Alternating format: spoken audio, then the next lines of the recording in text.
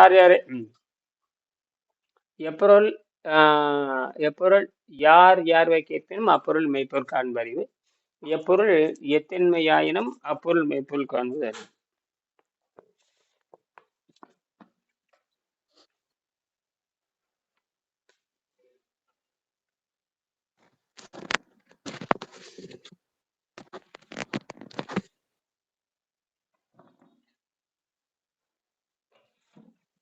கொஞ்சம் மங்களா இருக்கு, அதை வெளிச்சம் போட்டேன்.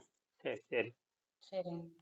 இது எப்பவுமே அந்த சூரியன் பார்த்து வெளிச்சு கதவை திறந்து வச்சிருக்கிறேன், அதுல தான் வெளிச்சம். பிரச்சனை இது போடவே மாட்டேன். ஏன்னா இதையும் குறை இந்த வீடு இப்போ 9 வாட்ஸ் தான் போட்டிருக்கேன். வீடு இப்போ உங்களுக்கு நடவு தெரியுமா, திறந்து வச்சு பளிச்சுன்னு ஜன்னல் பழு காத்தோட்டமா இருக்குன்னு அடைக்கவே கூடாது. எந்த இது யாரும் அடைக்க கூடாது. அட ஜன்னல் சாத்தினா பயங்கரமா சத்தம் போடுவேன். எதையும் இந்த அடைக்க கூடாது. அது காத்து வந்துட்டு போயிட்டே தான் இருக்கணும். 10 தடவை கூட்டினாலும் கூட்டிட்டு தான் இருக்கணும். கூட்ட நீ இல்லாட்ட கூட்டாத அப்படின்னு. நமக்கு காத்தோட்டம் தான் பிரச்சனை. காத்தோட்டமும் அந்த இயற்கையான வெளிச்சம் தான் நம்மளை வந்து தொடர்ந்து சுறுசுறுப்பா வச்சுட்டே இருக்கணும். இருட்டுக்குள்ளே இருக்கக்கூடாதுங்க. சரிங்க. அதாவது குகையில போய் கண்ணை மூடிட்டா அது வேற, கண்ணை மூடும் பொழுது எதுவும் தேவையில்லை. சரி. கண்ணை மூடும் பொழுது அப்படியே கண்ணை மூடித்தான் இருக்க சொல்றாங்க, அது வேற. ஆனால் காற்றோட்டம் தூய்மையாக இருக்க வேண்டாம், இடம் தூய்மையா இருக்க வேண்டாமா? உள்ள போனா வீட்டுக்குள்ள கூட வாடையே இருக்கக்கூடாது. இந்த இருட்டு வாடை, அந்த வாடை, இந்த வாடை, சாக்கு வாடை, காய்கறி வாடை, இந்த மாதிரி எதுவுமே இருக்கக்கூடாது. ஆமாங்க ஆமாங்க. அதுதான் வந்து நல்ல நிலை. பூரா வீட்டுக்குள்ள போனாவே கப் அடிச்சுட்டு நாட்டம் அடிச்சுட்டு இதெல்லாம் இருந்தா அது வந்து ஆரோக்கியத்தின் திறவுகோலே கிடையாது. சரி,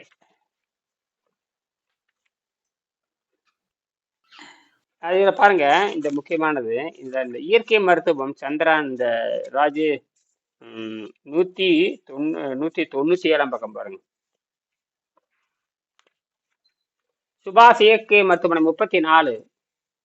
அவங்க அந்த நிகழ்ச்சி நான் போயிருக்கேன், நானே வெங்கடேஷ் எல்லாம் போயிருக்கோம். அது வந்து யார் பண்ணது, சேலம் சண்முகா மருத்துவமனை, பெரிய மருத்துவமனை. அது அலோபதி மருத்துவமனை. அவர் டாக்டர் பள்ளியூர் செல்வம் அவரே வந்து ஆராய்ச்சி. சில பேர் இருக்காங்க, அதாவது பரிணாம அறிவியலை பத்தி பேசுறவங்க சில பேர் தான் இருக்க முடியும். இந்தியாவிலே பரிணாம அறிவியலை பேச மாட்டாங்க. மருத்துவர்கள் பரிணாம அறிவியலுக்கு சம்மதம் இல்லாத மருத்துவர்கள் அது இந்த பரிணாம அறிவியல் இயற்கை அறிவியல அவங்க பேச மாட்டாங்க. யாரும் அறிவியலா பேச மாட்டாங்க. நீ போறவனே அறிவியலை பக்கம் கேட்க மாட்டேன். உனக்கு வயிற்று வலிக்கு மாத்திரை விடுன்னு கேட்பேன், அவன் வயிற்று வலிக்கு மாத்திரைன்னு சொல்லிட்டு போயிடுவான். அவ்வளவுதான். நீ போய் நாம ஆராய்ச்சியாளருங்கிறனாலதான் சுய ஆராய்ச்சி. இப்ப பசி தாகத்தை ஏன் கட்டுப்படுத்தணும், நம்ம நோயை வெல்லணும். இயற்கையில வந்து உணவு பழக்கத்தை அடிப்படையாக கொள்றவனுக்கு நோய் வந்து தீராது. இப்ப நாம வந்து பிறவி நோயை வெல்லணுங்கிறப்ப போகிறோம். பிறவி நோயை வெல்லுவது தான் இயற்கை நோக்கம். அதுதான் தபம், அதுதான் வலிமை. அதனாலதான் சிலர் தான் இதை செய்ய முடியும். மரணத்தை வெல்லுதல், நோயை வெல்லுதல் சிலர் தான் செய்ய முடியும். அதை இயற்கைன்ற சிலர் தான் விதையா மாறும். விதை நேர்த்தி, விதை தேர்ந்து வைக்கிறான். அறுவடை பண்ணோம்னா எல்லாத்தையும் அனுப்பிச்சிடுறோம். கடைசியில விதைக்குன்னு கொஞ்சம்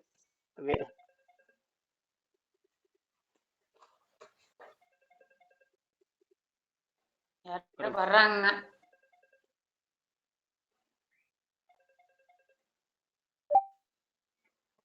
வணக்கம். வணக்கம் ஐயா. எங்க கிளம்பியாச்சா? இன்னொருத்த கிளம்பணுமா? 1 மணிக்கு தானே கிளம்ப போறேன். 13 1 நேரத்துக்கு 13 1 நேரத்துக்கு 13 இயர்.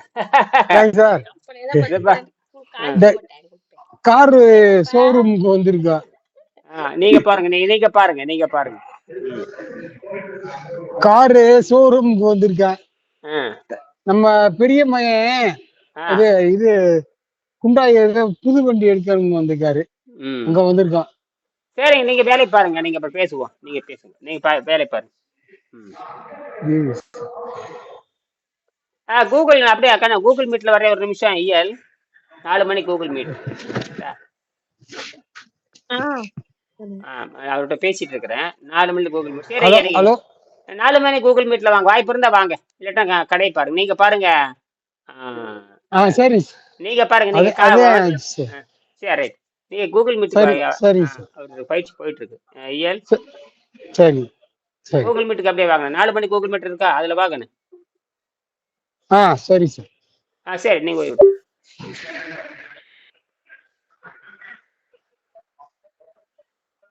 நான்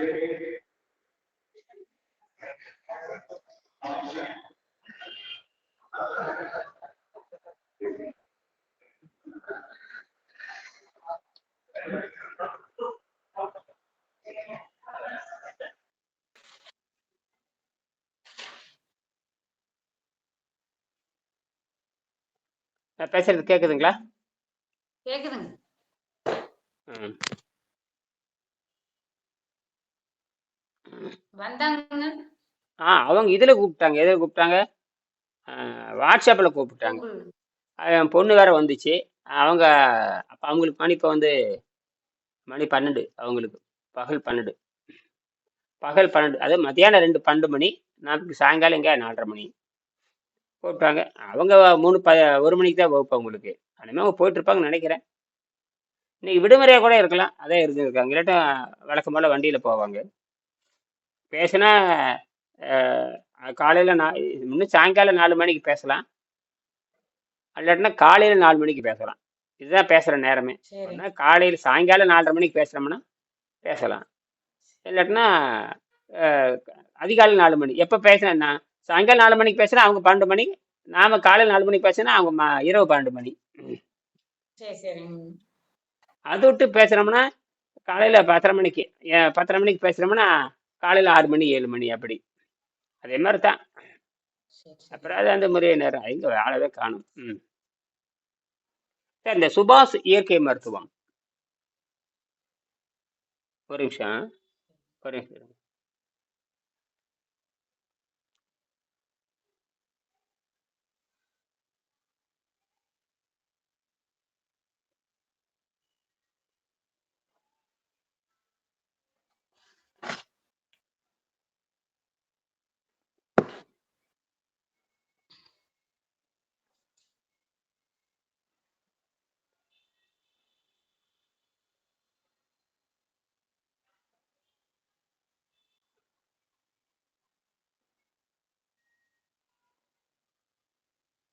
எப்படி போயிட்டு இருக்குது? ரொம்ப வேகமா ஓடுறாங்க. வேகமா ஓடிக்கிட்டு இருக்கோம். சரி சரி. ஆ, ஆ, யா- பழகறக்கெல்லாம் மொழியெல்லாம் ஒண்ணும் சரியா இருக்குதா? அதெல்லாம் எதுவும் பிரச்சனை இல்லைங்கம்மா. என்னுடைய வகுப்புலயே தமிழ்ல இருக்காங்க. சரி சரி. பரவாயில்ல. ம். வகுப்பு தமிழ் பேசுற மாணவர் இருப்பாங்க. பாடம் எடுக்கிறவங்க வழக்கம் போல பாடம் எடுக்கன்னு இங்கிலாந்து நாட்டுக்காரர் தானே. பாடம் எடுக்கிறவங்க இங்கிலாந்து ப்ரொஃபஸர் தானே. ஆமாமா. அவங்க இங்கிலாந்து தான். அவங்க இங்கிலாந்து மாணவர்கள் தமிழ்நாட்டுக்காரர். அது சரி. படிக்கிற மாணவர்கள் தமிழ்நாட்டை சேர்ந்த ஒருத்தர் என்ன இருக்காங்க. மொத்தம் எல்லாருமே வெளிநாட்டுக்காரர். பாடம் எடுக்கிற ஆசிரியர் வந்து இங்கிலாந்துக்காரர் தான். அந்த சரி. நாட்டுக்காரர் தான் பாடம். அவங்களுக்கு அந்த நாட்டு இவங்க பிசிக்ஸ் ஏற்கனவே அங்க அந்த சப்ஜெக்ட் தான் ஏற்கனவே ஆங்கிலத்தை தான் பாடம் படிக்கிறாங்க. அது ஏற்கனவே ஆங்கில புலமை படிச்சு பழகிறாங்க. அது ஒன்றும் பிரச்சனை இல்லைங்க. அறிவு தான் அறிவு பிரச்சனை. அதுதான் நம்ம வந்து இப்ப நாம எடுத்திருக்க ஆராய்ச்சியை வந்து பாத்தீங்கன்னா இது வந்து யாரும் எடுக்காத ஆராய்ச்சி. இது இந்த தலைப்பை யாரும் எடுக்க மாட்டாங்க. இந்த தலைவை யாரும் எடுக்க மாட்டாங்க. அவன் வேலை வாய்ப்பு கம்ப்யூட்டர் இது அப்படின்னா ஆராய்ச்சிக்காக அணுவை பத்தி படிக்கிறதுக்காக எடுத்துக்க அணுவை பற்றி படிப்பதற்காக எடுத்தது ஆராய்ச்சி. இயற்கை பத்தி பிசிக்ஸ்னாவே வேலை வாய்ப்புக்காக இல்லை. அது வந்து அறிவை பெருக்குவதற்கும் இயற்கை சட்டத்தை புரிந்து கொள்வதற்காக எடுக்கப்பட்டது. அப்ப இயற்கை சட்டத்தை புரிஞ்சுட்டா தான் நீங்க கண்டுபிடிக்க முடியும். இயற்கை இப்ப மற்றவங்க அப்படி கிடையாது. மற்றவங்க இயற்கை சட்டத்தை அதனாலதான் நோயில மாட்டிக்கிறாங்க. அவங்க இவங்களுக்கு இயற்கை சட்டம் தெரியும். இப்ப நோய் வந்து வைத்தியம் பண்ணிக்கிறாங்க. இப்ப இன்னைக்கு என்ன பெரியவனுக்கு 3 நாள் நான் தான் வைத்தியம் பார்த்தேன். நல்லா ஆயிப்போச்சு. நோய் நல்லா ஆயிடுது. நல்லா ஆயிடுச்சு. இப்போ அவங்க ப்ரொஃபஸர் தான். எங்க வீட்டு தான் இருந்தாங்க. அவனுக்கு நோய் நல்லாயிடுது. அந்த பொடியனுக்கு எதை தின்றுக்கிறான். வயிறு கெட்டு போச்சு. வயிறு கெட்டு சாதாரண உணவு தானே வயிறு கட்டுரும். இப்ப இவங்களே இப்ப இழைச்சிருக்காங்க பாருங்க. இப்ப 1 கிலோ இழைச்சிருக்காங்க. பார்த்தாலே தெரியுது. ஏன்னா உணவு ஆப்பிள் மட்டும் தானா வேற ஏதாச்சும் இருக்கா இயற்கை உணவு? ஆப்பிள் ஆரஞ்சு இந்த ரெண்டுமே அங்க விலை கம்மி தான். மத்தபடி அந்த வாழைப்பழம் கூட அங்க விலை அதிகம் தான். அவனுங்க அவனுக்கு ஊர் கிடையாதுல வாழைப்பழம். அதனால இதெல்லாம் விலை அதிகம் தான். செரி பெரி அதெல்லாம் அவனுங்க ரோட்லயே அது இருக்குது. காய்ச்சிட்டு இருக்கு. ஆனா அது ஆமா ஆமா. அந்த நார்மலான எலுமிச்சம் செடி மாதிரி ரோட்லயே பெர்ரீஸ் எல்லாம் இருக்குன்னு சொல்றாங்க. அது பார்க் சைடு போனாதான் அது தெரியும். அந்த செரி அந்த பெர்ரி எல்லாம் தெரியுது. பார்த்தாதான் தெரியும். முகம் இழைச்சிருக்குது, உடம்பு இழைச்சிருக்குது. தெரியுது. ஒரு வாரத்திலேயே நல்ல மாற்றம். அது எப்படி ம். இது எப்படி நடக்குன்னு கேட்டிங்கன்னா, அங்க தனிமை அது முடிவெடுக்கிறப்ப சுதந்திரம் இருக்குது. நமக்கு சுத்தம் தானே முக்கியம். சுத்தம் தெரிஞ்சுக்கிறத தைரியமா இருக்கட்டும் பைத்தியம் பிடிச்சிருங்க. சுத்தம் ஆமா. தெரிஞ்சுதான் நீங்க ஆமா போகணும். ஆமா. சுத்தம் தெரிஞ்சுதான் போகணும். இன்னும் அதுக்கு தான் சுத்தம் ஏற்கனவே இவங்க கல்லூரியில கடைசி வருஷம் தான் இந்த வேலையை செஞ்சாங்க. கடைசி அவங்க வருஷம் மத்தவங்க எல்லாம் என்ன சாப்பாடு சாப்பிடுவாங்க? சாதாரண உணவுன்னா எந்த மாதிரி உணவா இருக்கு அங்க? இங்க வந்து எல்லா நம்ம நாட்டுல கிடைக்கிற எல்லா பொருளும் இங்க கிடைக்கிறதுக்கு கடை வச்சிருக்காங்க. அவங்க அந்த மாதிரி செஞ்சு இங்க சாப்பிடுவாங்க. சாப்பிடுவாங்க. நம்மளுக்கு வந்து எனக்கு எப்படின்னா நம்ம சாப்பிடலனாலும் நம்மளுக்கு ஒண்ணும் ஆகாது. நம்ம இருக்கிறத சாப்பிடுவோம்னா நம்மளுக்கு தெரியுன்றனால நம்மளுக்கு பெருசா நான் எடுத்துக்கிறது இல்ல. இங்க எங்க அரிசி வாங்கி வச்சிருக்காங்க. நான் இது வரைக்கும் வந்ததுல இருந்து நான் அந்த அரிசி பக்கம் போகவே இல்ல. நான் வந்து 20 நாள் ஆச்சு. இன்னும் நான் போகவே இல்ல. நான் அரிசி சாப்பிட மாட்டேன் அப்படின்னு அவங்களுக்கு தெரியும். நான் வந்ததே சொல்லிட்டேன் நானு. அடடட. அருமை, அருமை. மற்ற நான் நான் வந்து இவங்களுக்காக ஒரு பொருள் அனுப்ப போனேங்க. ஒரு நிமிஷம் நம்ம நண்பர் யாரும் வந்திருக்காங்க. அந்த அந்த கதையை சொல்றேன் பாருங்களேன்.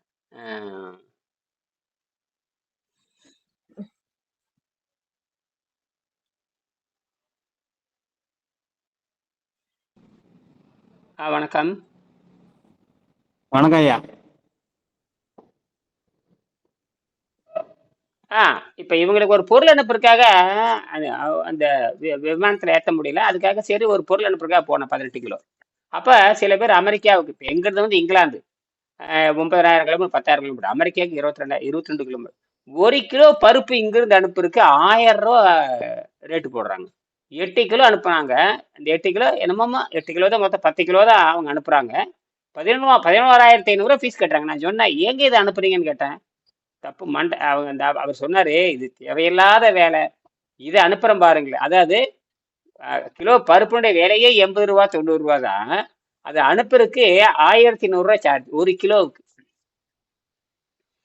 100 ரூபா சர்க்கரைக்கு எவ்வளவு கட்டுறீங்கன்னா 1000 ரூபா கட்டுறீங்க. என்னது ஆடு அரைப்பணம் செவகோலி முக்கம் பயந்தே போயிட்டேன் நான். நல்ல வேலை எனக்கு அந்த விவரம் தெரிஞ்சிருந்தா அது ரொம்ப தேவையற்றதுங்க. அது ரொம்ப ரொம்ப தேவையற்றது. ரெண்டாவது வந்து இவங்க எடுத்துட்டு போனா கையில எடுத்துட்டு போறதை பத்தி இல்ல, இங்கிருந்து அனுப்புறது வந்து 1க்கு 20 மடங்கு விலை கொடுக்கணும். நீங்க முட்டாள்தனமான வேலையெல்லாம் பண்றாங்க.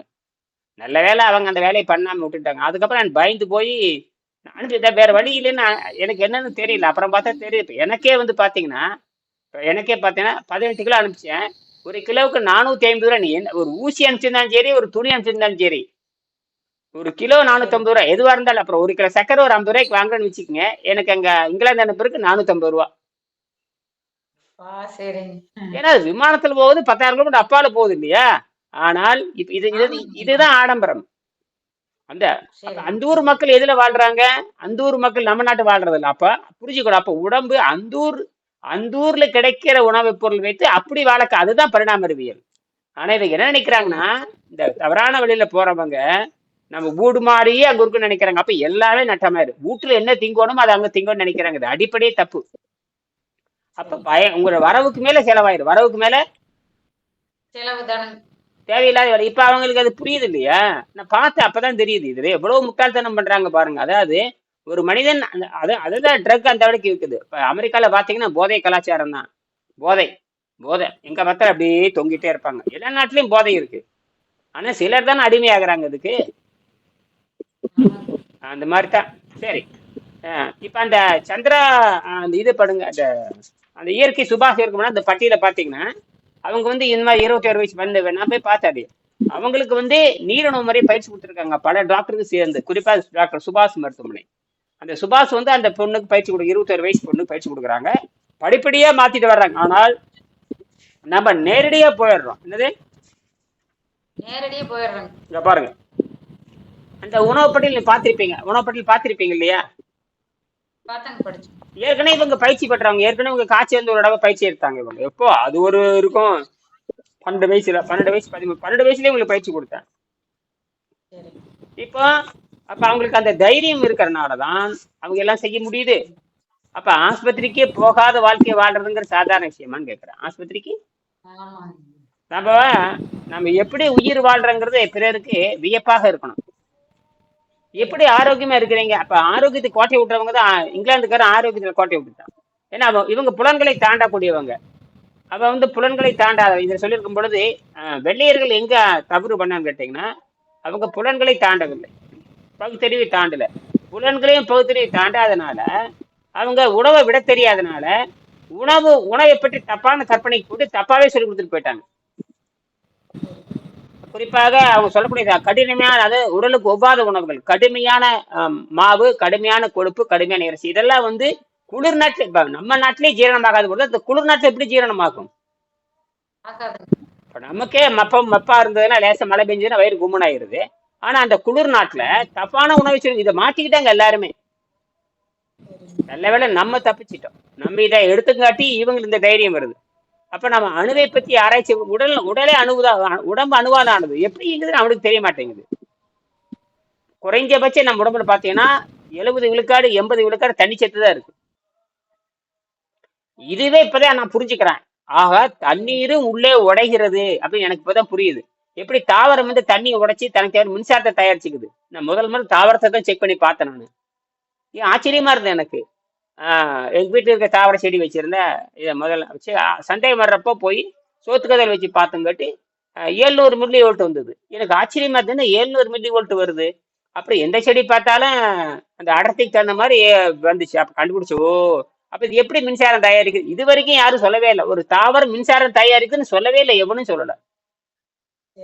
அப்புறம் எலுமிச்சை பழம் தயாரிக்குது, அப்புறம் எலுமிச்சை பழத்துல இருந்து தயாரிக்கிறதுன்னு சொன்னானுங்க. அப்ப ஒரு செல்லு தான், அதாவது அந்த முழு நான் என்ன நினைச்சேன் தெரியுமா?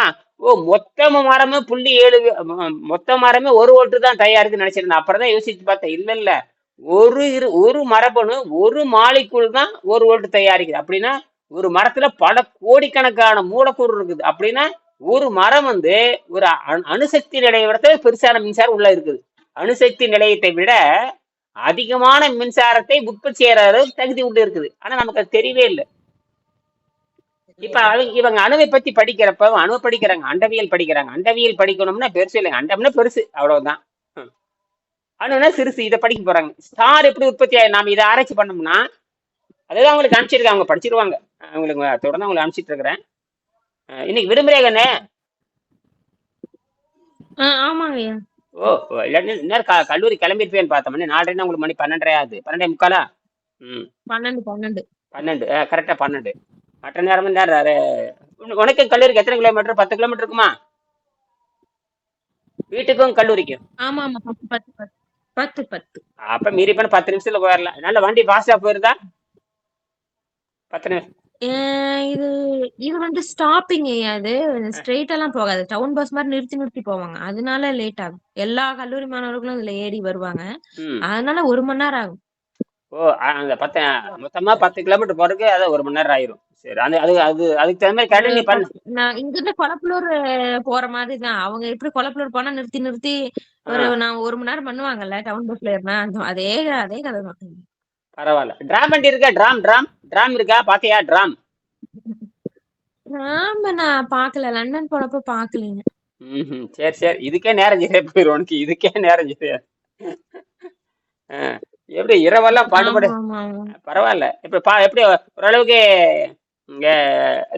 எப்படி ஒரு வாரத்தை சமாளிச்சிருப்பியா? அப்ப ஒரு வாரம் நீங்க ஒரு 30 நாள் தாமதமா போனதுக்கு ஓரளவுக்கு எப்படி படிச்சிருக்கியான்னு கேக்குறேன். 10 நாள் அது ஒண்ணும் இல்லைங்க. இப்ப வந்து அசைன்மெண்ட் பண்றதுதான். அது வந்து எப்படி என்ன பண்ணணும், இந்த கம்ப்யூட்டர் ஒர்க்ல இதெல்லாம் வந்து இதெல்லாம் புதுசு. இந்த இதுக்கெல்லாம் நான் பண்ணதே கிடையாது இது வரைக்கும். எல்லாருக்குமே புதுசு. எல்லாருமே பயங்கர திணறவங்க. இன்னைக்குதான் கடைசி நாள் சொல்லி எல்லாரும் அதெல்லாம் ஓடிட்டு இருந்தாங்க. இதுக்கப்புறமா புதுசா டாபிக் இருக்கு, அது நடத்த ஆரம்பிப்பாங்க.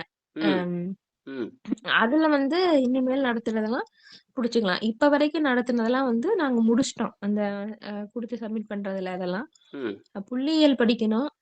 இது வந்து நட்சத்திரங்களை எப்படி கண்டுபிடிக்கிறது அப்படின்றனால அந்த மாதிரி ஒரு பாடம். இந்த பாடம் நம்ம அதாவது நம்ம கிட்ட இருக்கிற நட்சத்திரம் எது, இனிமேல் சாக போற நட்சத்திரம் எது அப்படின்ற மாதிரி கண்டுபிடிக்கிறதுக்கான ஒரு கணக்கு தான் இந்த அசைன்மெண்ட். ஓஹோ, அருமை அருமை. அது இனிமேல் எவ்வளவு, ஏதாவது நம்ம கிட்ட இருந்து எவ்வளோ தூரத்துல இருக்கு, அது என்ன நிறத்துல இருக்கு, அது எவ்வளவு நாள் கழிச்சு அது உயிர் சாகறதுக்கு எவ்வளவு நாள் இருக்கு அப்படின்னு கணக்கு. இது வந்து இந்த கோடிங் ப்ரோக்ராம்னு சொல்றதுல போட்டு, ஏன்னா ரொம்ப எல்லாமே பெரிய பெரிய கிலோமீட்டர் வேல்யூ இருக்கிறதுனால அதெல்லாம் கம்ப்யூட்டர்ல போட்டு எப்படி பண்ணணும் அப்படின்றத இது பண்ணிட்டு இருந்தாங்க. அதுதான் முதல் பாடத்துக்கான அந்த தலைப்பு அதுதான். இப்ப அந்த இது முடிஞ்சிருச்சு. இப்ப அந்த டாபிக் அந்த இது யூனிட்டே முடிஞ்சிருச்சு. இது மொத்தம் 3 கேஸ் ஸ்டடி இருக்கு. ஒரு கேஸ் ஸ்டடி தான் நாங்க பண்ணிருக்கோம். அதுதான் இது பத்தினது, நட்சத்திரங்கள்ல எவ்வளவு தூரம் இத பத்தி. இன்னும் 2 இருக்கு. அது இனிமே இந்த வாரத்துல இருந்து அடுத்த வாரத்துல இருந்து அத வந்து புதுசா எடுக்க ஆரம்பிப்பாங்க. அப்போ நம்ம ஆரம்பத்துல இருந்து இருக்கிற மாதிரி இருக்கும். அப்ப அது முழுமையா என்னன்னு புரியும். இது வந்து மேலோட்டமா எனக்கு தெரியும். இததான் சொல்ல வராங்க அப்படின்னு தான் இந்த அசைன்மெண்ட் வச்சு இதுதான் சொல்ல வராங்கன்றது தெரியும். இப்ப இனிமேல் நடத்துறத ஆரம்பத்துல இருந்து நான் இருக்கிறனால எனக்கு என்ன ஏதுன்னு எல்லாம் மேலோட்டமா முதல்ல இருந்து இருக்கிறனால நல்லா புரியும். இது அடுத்த வாரத்துல இருந்து அது நடத்துவாங்க. ஒரு நாளைக்கு உனக்கு இப்ப வரைக்கும் அப்ப அது புரிஞ்சுக்க வேண்டியது. இது போக போக ஸ்பீட் அதிகமாயிரும். அப்புறம் அதையும் தெரிஞ்சுக்க வேண்டியது. பழசையும் தெரிஞ்சுக்கிட்டு புதுசையும் தெரிஞ்சுக்க வேண்டியதுதான். பழசையும் தெரிஞ்சுக்கிட்டு புதுசும் தெரிஞ்சுக்க. ஆமா ஆமா ஆமா ஆமா ஆமா மாமா வந்து யூனிவர்சிட்டில எனக்கு ஒரு 2 மணி நேரம் தான் மொத்தமாவே வகுப்பு இருக்கும் ஒரு நாளைக்கெல்லாம். நேத்தெல்லாம் எனக்கு 2 மணி நேரம் தான் வகுப்பு. அது 3 மணில இருந்து சாரி 1 மணில இருந்து 3 மணி வரைக்கும். வியாழக்கிழமை பாத்தீங்கன்னா 4 மணில இருந்து 6 மணி வரைக்கும் இருக்கும். அது சாயங்காலம் தான் வகுப்பே. 4ல இருந்து 6. எனக்கு ஒரு ஸ்பேஸ் இந்த ஒரு கிராஃப்ட் 3Dல வந்து டிசைன் பண்ணணும். அது வந்து எனக்கு ஒரு ப்ராஜெக்ட் இருக்கு. அது வந்து சொல்லியிருக்கிறாங்க. அத வந்து குரூப்பா நாங்க எல்லாரும் சேர்ந்து மெட்டீரியல் அவங்க இந்த 3D இங்க் அதுல வந்து மெட்டீரியல் இன்ஜெக்ட் பண்ணி அவங்க அதுக்கு ப்ரோக்ராம்லாம் தருவாங்க. என்ன மாதிரி நீங்க ப்ராஜெக்ட் பண்ணணும் அப்படின்னு. அது 3Dல வடிவமைக்கணும் அப்படின்னு சொன்னாங்க. அது எங்களுக்கான மொத்த வகுப்புக்கான அது ஒர்க். நாங்க எல்லாரும் சேர்ந்து அந்த ஒரு ஸ்பேஸ் கிராஃப்ட் அந்த சேட்டலைட்டோ அது ராக்கெட் மாதிரி மாடலோ என்ன சொல்றாங்களோ அத வந்து நம்ம இது பண்ணி தரணும். அது வந்து ஒரு முக்கியமான ஒரு எங்களுக்கு இதா இருக்கு. ஒரு ஒர்க்கா இருக்கு. அது 3D ஸ்பேஸ் கிராஃப்ட் ப்ராஜெக்ட் தான் அது. அது நாம இந்த டிசம்பருக்குள்ள அத முடிச்சாகணும். ரைட். டிசம்பர்ல இங்க 3D பிரிண்டிங் ஆமா 3D பிரிண்டிங் வச்சிருக்காங்க இங்க. அதுல வந்து எங்களுக்கான நேரம் வரும்போது அவங்க சொல்லி தருவாங்க. ஸ்பேஸ் டைனமிக்ஸ் அப்படின்ற தலைப்புல இது வருது. அதுல வந்து என்னென்ன இந்த சேட்டலைட்ஸ் ஆண்டனா பத்தி படிக்கிறது, இந்த மாதிரி ராக்கெட் பத்தி படிக்கிறது, அந்த மாதிரி இந்த மாதிரியான விஷயங்கள் அத வந்து படிக்கிறதுக்கு அத ஒண்ணு செய்யணும். அதுக்காக ஒரு பாடம் போயிட்டு இருக்கு. ரைட். அருமை அருமை. அது நல்ல பாடம் தான். அதாவது இயற்பியல் என்ன நடக்குது அங்க, ஏன் இதெல்லாம் படிக்கிறான்னா எதிர்காலத்துல மனிதன் இங்கிருந்து இடப்பெயர்ச்சியாகி போகணும்னா இதெல்லாம் தெரிஞ்சிருக்கணும். சேட்டலைட் தெரிஞ்சிருக்கணும், பயணத்துக்கான தெரிஞ்சிருக்கணும். அதுக்கு தான் அவங்க ஐடியா பண்றாங்க. மனிதன் வந்து அங்க போகணும், அல்லது உயிர்கள் போகணும், அல்லது ஏதாவது அங்க இப்போ ஏன் அதை ஆராய்ச்சி பண்றாங்கன்னா மனித குலத்தை எப்படியாவது அங்கிருந்து கூட்டிட்டு போறதுக்கு தான் இந்த ஆராய்ச்சி நடக்குது. இதுதான் அடிப்படை. ஏன் விண்வெளிக்கு போகணும்னா, ரெண்டாவது வந்து எரிபொருள் தீர்ந்து போச்சுன்னா அங்கிருந்து எடுக்கலாம். எரிபொருள் தீர்ந்து போச்சுன்னா அந்த இடத்த பயன்படுத்தலாம். எவ்வளவோ இருக்கு. விண்வெளியில மட்டும் இது ஒரு கடுகளவு தான் நம்ம பூமியில இருக்கிறது. இந்த மாதிரி கடல் அளவு சக்திகள் அங்க இருக்கு. வெற்றிடம் இருக்கு. இன்னும் நெறைய இருக்கு. இவங்க கற்பனை பண்ண ஆரம்பிச்சாங்கன்னா, வெற்றிடத்துல இப்போ எப்படி இருந்தாலும் அங்க போறாங்கன்னு வச்சுக்கங்க. இப்ப சராசரியா பார்த்தீங்கன்னா, விண்வெளியில வீடு கட்டி தான் இருக்காங்க. விண்வெளி வீடுங்கிறது ஒரு ஆராய்ச்சி மையம். எப்பவுமே அங்க 7 பேர் நிரந்தரமா இருந்துட்டே இருப்பாங்க. கடந்த 30, 35, 40 வருஷமா 60, 50 வருஷம்னே வச்சுக்கலாம். 50 வருடங்களாகவே நிரந்தரமா எப்பவும் 7 பேர் மாறி, மாறி இங்கிருந்து 7 பேர் போவாங்க. அங்க 7 பேத்த இறக்கிருவாங்க. திருப்பி வருவாங்க. மறுபடியும் 6 மாசம் கழிச்சு போவாங்க. அப்புறம் 6 மாசம் வரைக்கும் போயிட்டே இருக்கும். இது அரசாங்கம் பண்றது. இப்ப தனியார் விமானம் நெறைய எலான் மாஸ்க் மாரி இருக்கிறவங்க தனியா எலான் மாஸ்க் இவங்க, அது மாரி அமேசான் இவங்கலாம் தனித்தனியான தனியார் விமான நிலையம் இருக்குது. அது விண்வெளி மையம். அவங்கலாம் அனுப்பிச்சுட்டே இருக்காங்க. இல்ல எதுக்குன்னு கேட்டீங்கன்னா, விண்வெளியில் இருக்கிற ஆற்றலை எடுத்து மனித குலத்துக்கு பயன்படுத்த வேண்டும்ங்கிறதான் நோக்கமே. இது பயங்கர பொருளாதார சாதாரண விஷயம் இல்ல. எல்லா நாடுகளும் சேர்ந்து ஒத்துக்கொள்ள வேண்டி அதனால சில 7, 8 நாடுகள் அதை செய்றாங்க. எல்லாரும் பண்றாங்க. ம், ம், ம். ரொம்ப முக்கியமான பாடத்திட்டம் தான். சரி இருக்கட்டும். இது அடிப்படை செய்தி. இப்ப அவங்க என்னன்னு நம்ம பார்த்துட்டோம். இப்ப நான் உங்களுக்கு தொடர்ந்து இந்த அறிவியல் செய்தி அனுப்பிச்சிருக்கிறேன். உனக்கு அந்த அதுல இப்ப இந்த நியூட்ரான் ஸ்டார பத்தியெல்லாம் இப்ப சமீபத்தில நியூட்ரான் ஸ்டார் ஒண்ணு கண்டுபிடிச்சிருக்காங்களே. போன மாசம் ஒரு நியூட்ரான் ஸ்டார் ஒண்ணு கண்டுபிடிச்சாங்க. நியூட்ரான். அது எப்படி அது இருக்குதே எலக்ட்ரான், நியூட்ரான், புரோட்டான் தான். நியூட்ரான் ஸ்டார் ஒண்ணு இருக்குது.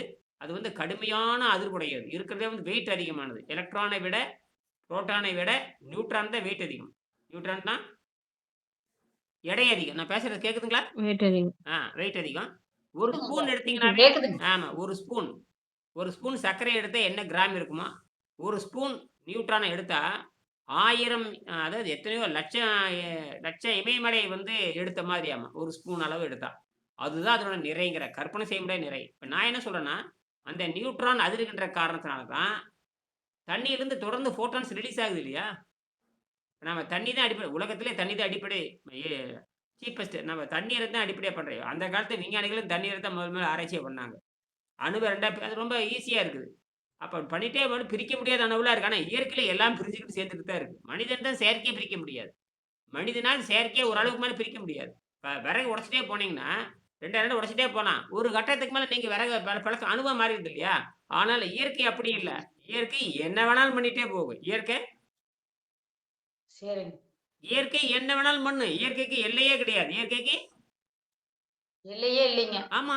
நீ கணக்கு போட்டுட்டு கணக்கெல்லாம் போட்டுட்டு ஐன்ஸ்டீன் போடுற கணக்கெல்லாம் அங்க வேலை செய்யாது. அதனால தான் அதனால தான் இப்ப இப்ப இப்ப இப்ப 2025ல குவாண்டம் மெக்கானிக்கலுக்கு தான் என்ன குடுத்தாங்க? நோபல் பரிசே குடுத்தாங்க. போன வருஷம் அப்படித்தான். நான் அடிக்கடி என் பொண்ணுகிட்ட சொல்லுவேன். இனிமேல் குவாண்டத்துக்கு தான் நோபல் பரிசை குடுக்க போறாங்கன்னு சொல்லியிருக்கேன். சொல்லியிருக்கேனா இல்லையா?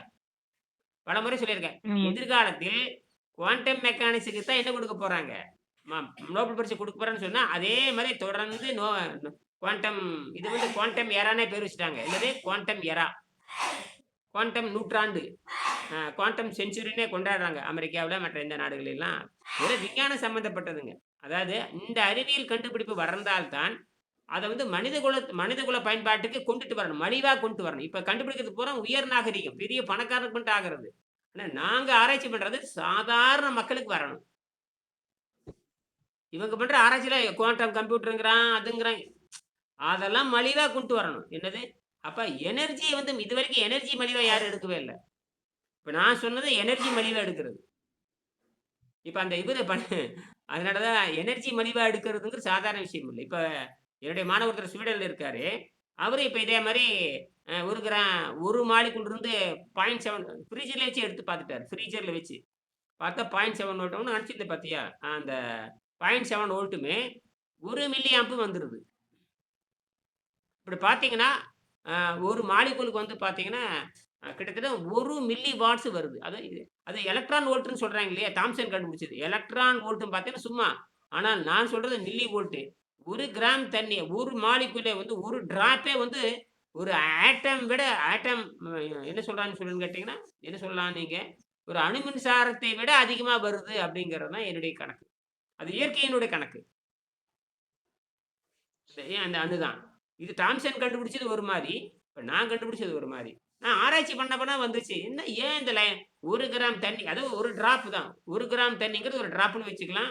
1 மூலக்கூறுன்னு வச்சுக்கலாம். நம்ம வந்து இந்த கம்பி நனையணுங்கிறதுக்காக 1 கிராம் தண்ணி வச்சுக்கிறோம். ஒரு கண்ணுக்கு தெரியாத கண்ணுக்கு தெரியாத அணு எடுத்து நம்ம வச்சுக்க முடியாது. அதனால தான் நான் வந்து 1 கிராம் 1 எம்எல் வாட்டர், 2 எம்எல் வாட்டர்ன்னு சொல்றது. இதெல்லாம் அவங்களுக்கு புரியும்னு நினைக்கிறேன். இல்ல யாருக்கு வேணா புரிஞ்சுக்கலாம். இது பெரிய ரகசியமே கிடையாதுங்க. ரொம்ப எளிமையா புரிஞ்சுக்கலாம். யாரு வேணா அது அறிவியல் என்பது யாரும் செய்யக்கூடியதா இருக்கணும். அறிவியல் என்பது எல்லாரும் செய்யணுங்க. எளிதா செய்யற மாரி இருக்கணும். அதான் அறிவியல். இன்னைக்கு கார் ஓட்ட தெரியலன்னா போட பைத்தியக்காரன். செல்போன் கையில வாங்கிட்டு எனக்கு செல்போன் தெரியாதுன்னு சொன்னா பைத்தியக்காரின்றுவாங்க. என்னது? ஆமாங்க, அந்த ஆமாங்க. காலத்துல ஃபோன் பண்றதுக்கு நடுக்குவாங்க. எப்படி சுத்துறது? இப்படின்னு சுத்துவாங்க. டர் அதுக்கே யாருக்கு ஃபோன் பண்றது? இன்னைக்கு அப்படி இல்ல. எல்லாரும் ஃபோன். 6 வயசு குழந்தை ஃபோன் வச்சு விளையாடிட்டு இருக்குது. சரியா? முடிச்சுக்கலாம். ரொம்ப நல்லது கண்ணு. பார்த்த சந்தோஷம். எல்லாம் படிச்சு பாரு. படிச்சு பாட்டு உன்னோட கருத்தை சொல்லு. அவரு அடிக்கடி கருத்து சொல்லிட்டு இருக்காரு. சில கேள்வியெல்லாம் கேட்டிருக்காரு அவரு. யாரு? ஸ்வீடன் குமார் இன்னைக்கு கேட்கறேன்னு இருக்காரு 10-20 கேள்வி. அது மாதிரி நீ அந்த வாய்ப்பு இருக்கிறப்ப அதை படிச்சு பார்த்துரு. உனக்கு நேரம் சரியா இருந்தா அது இதுக்குன்னு 1 மணி நேரம் ஒதுக்கிடு. இதுக்குன்னு நம்ம ஆராய்ச்சிக்குன்னு 1 மணி நேரம் ஒதுக்கிக்கோ. சரியா? ரொம்ப டவுனா இருக்கு. அவங்க ஏரியாவில் ரொம்ப அலைவரிசை ரொம்ப டவுனா இருக்குது. நான் சொல்றது புரியுதா கண்ணு? சரிங்க. இதுக்குன்னு 1 மணி நேரம் ஒதுக்க. உனக்கு மொத்தம் எத்தனை மணி நேரம் தூங்குறது? எவ்வளோ நேரம் தூங்குறது? ஒரு 5 மணி நேரம் தான் தூங்குவேன். சரியா இருக்குமே உனக்கு? கல்லூரி படிப்பு போகிறது வர்றது எல்லாம் சேர்ந்து ஒரு 19 மணி நேரம் போயிடும். படிக்கிறதுக்கே எப்படி 7-8 மணி நேரம் எடுத்துக்குவேன். கல்லூரி ஒரு 3 மணி நேரம் 10-11 மணி நேரம். மொத்தமானுக்கு பார்த்தீங்கன்னா ஒரு மொத்தமானுக்குடைய நேரமே 5 மணி நேரம் கழிச்சா கூட உங்களுக்கு ஒரு எப்படி ஒரு 18 மணி நேரம் இருக்குமே ஒரு நாளைக்கு. அப்படித்தானே? சும்மாதான் இருப்பாங்க.